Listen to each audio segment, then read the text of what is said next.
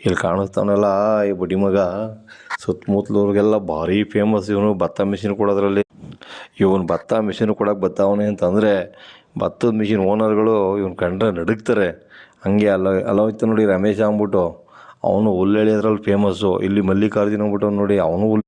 ಇವರೆಲ್ಲ ಒಟ್ಟು ಕೂಡ್ತು ಅಂದರೆ ಭತ್ತದ ಹುಲ್ಲು ಎಷ್ಟು ಬೇಗ ಖಾಲಿ ಆಗುತ್ತೆ ಅಂದರೆ ಭತ್ತ ಕೊಡ್ತಾ ಅನ್ನೋದೇ ಗೊತ್ತಾಗಲ್ಲ ಕಣ್ರಿ. ಭಾರಿ ಇಂಟೆಲಿಜೆಂಟ್ ಫೆಲೋಸ್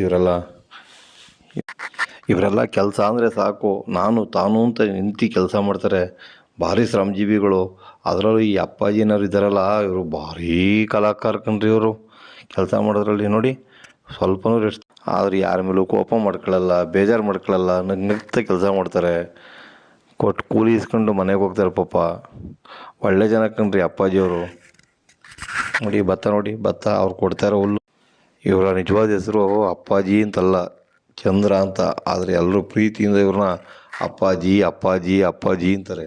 ಅಪ್ಪಾಜಿ ಅನ್ನೋ ಹೆಸರು ಇವ್ರಿಗೆ ಎಷ್ಟು ಸೂಕ್ತ ಅಂದರೆ ಯಾರೇ ಕರೆದ್ರೂ ಇಲ್ಲ ಅನ್ನಲ್ಲ. ಹೋಗಿ ತಮ್ಮ ಕೈಲಾದ ಅಳಿಲು ಸೇವೆ ಮಾಡ್ಬಿಡ್ತಾರೆ. ಅವ್ರು ಕೊಟ್ಟಷ್ಟು ದುಡ್ಡು ಇಸ್ಕೊಂಡು ತಿರುಗಾಡ್ಕೊಂಡು ಸಂಜೆ ಆಯಿತು ಅಂದರೆ ಸುಮ್ಮನೆ ಮೈ ನೋವಿಗೆ ಒಂದು ಸ್ವಲ್ಪ ಏನೋ ಹಂಗೆ ಸುಮ್ಮನೆ ಡಾಕ್ಟ್ರ್ ಹತ್ರ ಹೋಗಿ ಸ್ವಲ್ಪ ಇಂಜೆಕ್ಷನ್ ತಗೊಂಡು.